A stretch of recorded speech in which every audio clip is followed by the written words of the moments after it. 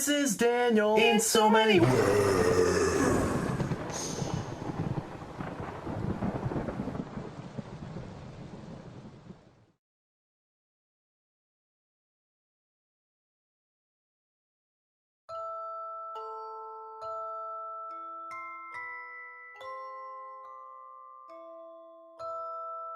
The experience I'm about to recount to you is quite short, unfortunately, but I remember it quite vividly. You remember Wally, right? The cute little boy who served as your rival in Pokemon Ruby, Sapphire, and Emerald? Yeah, he's easily one of my favorites. He doesn't seem to have any emotional hang-ups. He's not arrogant, he doesn't constantly call you weak, he's not a hyperactive annoyance, and he's not trying to deceive you for even the smallest amount of time. He's just a sweet, innocent little boy who wants to be a good Pokemon trainer. He was the one I hated to beat, but at the same time I loved it. The way he accepted his defeat at my character's hands with the vow to try harder made me feel like I was a motivator of some sort. I wasn't beating him mercilessly. I was helping him get better. It had been quite some time since I played my Ruby game, a few years at least, but I never once misplaced it. As I suddenly got the urge to play it one day after watching the Jirachi Wishmaker movie, I found it nearly tucked away in my sock drawer in the exact same corner in which I had left it. It wasn't even dusty.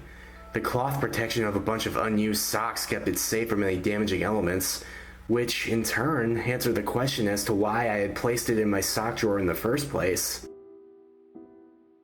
I located my DS. I misplaced my GBA SP quite a while ago, not that it mattered, and quickly inserted the red cartridge, excited to see my old, completely unbalanced Pokemon team.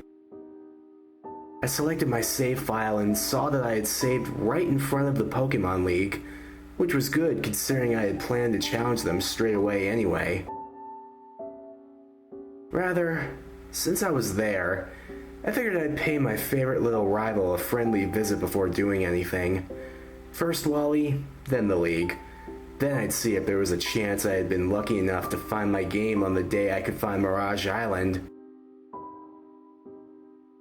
As I stepped away from the League entrance, following the zigzag path downward, I stopped a moment and opened my party.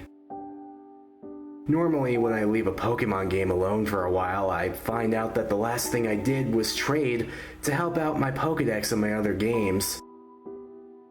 It certainly wouldn't have been the first time that I entered battle completely unaware that I had a party full of level 5 Rattata and Magikarp.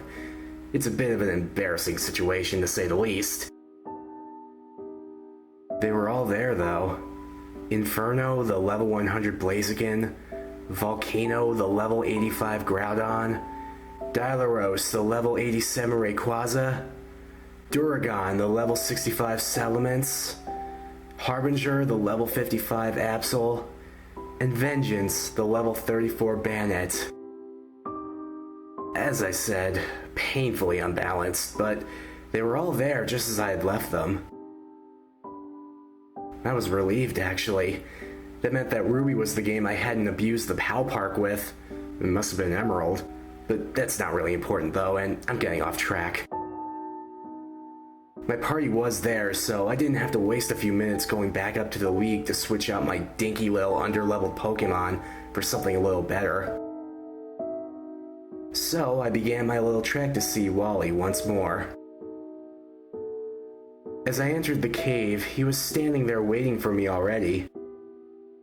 I couldn't remember if that was what he was supposed to do or not. As I've said, it's been quite a long time since I've so much as thought about this game. But I was excited to talk to him either way. Whether I felt guilty for beating him or not, I really loved seeing him. I approached him and pressed A to talk, but rather than have him say something in greeting before challenging me to battle, the trainer's spotted theme played for a second or two before the screen flickered, signifying a battle had started. But just as quickly as the screen faded to black, it faded back into the normal cave scene once more. Only Wally was no longer there. I shrugged it off, thinking that years off actually had put a little wear on the game's inner workings. Not that I'm actually techno-savvy enough to really know how that'd work. I started to walk away, thinking I'd try to see if this glitch continued in the Pokemon League.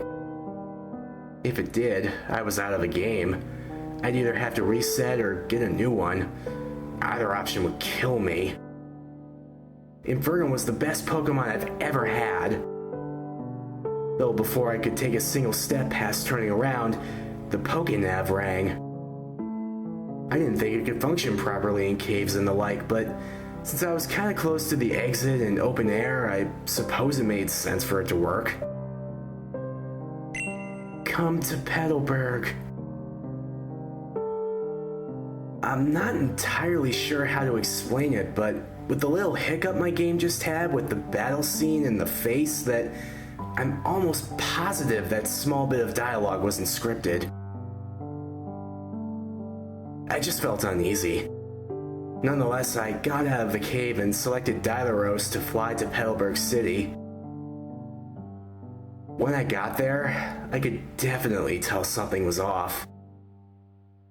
The whole area looked foggy and all the colors looked as if they had been washed out, leaving the normally cheery little town looking rather dismal. Even the music was different, just slightly though. The tempo had been noticeably slowed, further adding to the incredibly dreary effect. I explored the area a little, going into the few buildings surrounded by the Pokemon Center, just to see what else had changed. For one thing, no one was around. The area was completely devoid of all NPCs, but it didn't take me long to figure out where they all were. I walked up to Wally's parents' house to find 7 NPC sprites lining the path to the door, 2 columns of 3 with one standing to one side of the door. All of them wore black, and my uneasy feeling only grew. Curious, I spoke to each of them. None of them seemed happy. This shouldn't have happened. I thought he was doing so well. We thought he had beaten it. He looked up to you. Why couldn't you give him a break? He'd still be with us, if not for you. He didn't think he was good enough to move further. It's your fault. I knew what was going on now, but I didn't want to believe it. But as I walked into the house, I was forced to. A couple more NPCs dotted the small room as a small black coffin rested in the middle of the area. Wally was dead. I spoke to the other NPCs, most only repeated, "It's your fault." But one, which I believed was his mother, explained things a little better for me. The damp cave air aggravated his condition. He strained himself to become better so he could finally be as good as you. But he pushed himself too hard. His body gave out. A hiker found him, a Pokeball clutched in his little hand, his Pokemon refusing to leave his side. He called us using Wally's nav. Do you know what it's like? Being informed by a total stranger that someone you love is dead. Pay your respects and leave. This is all your fault. By now, I felt absolutely terrible. Wouldn't you? So I did as I was told and walked up to the small casket. As soon as I touched it, the music stopped and a blank dialogue box popped up. It stayed there for a few seconds before a single word was slowly typed out in it. Why? A battle started. A real one this time, rather than the teaser I had experienced earlier. My heart sank as Wally's sprite slid into the opposing trainer's spot. His skin was pale, his colors were washed out, and he looked quite sad. But what hurt the most was the opening battle announcement. Pokemon trainer Wally wants one last battle. He sent out his first Pokemon, his cherished Gardevoir, who also looked upset. I assumed this would be the trend with his Pokemon. Sympathy urged me to throw this battle, to make his last one a good one for him, but the competitor in me said give it all I had. Guess which one I listened to. Inferno plowed through each and every one of his saddened Pokemon, knocking them flat with one attack each. As the battle ended, Wally slid back into frame, his sprite now mostly transparent, and said, "Why couldn't you let me win?" When the battle screen faded, Wally's mother approached my character and pushed him back and away from the coffin. "Get out! You're done here! You disgust me!" As she shoved me out the door, instead of appearing outside the house, the screen cut to white and began rolling the credits. As the names of those involved in the production of the game faded in and out, the light was replaced by an ending scene.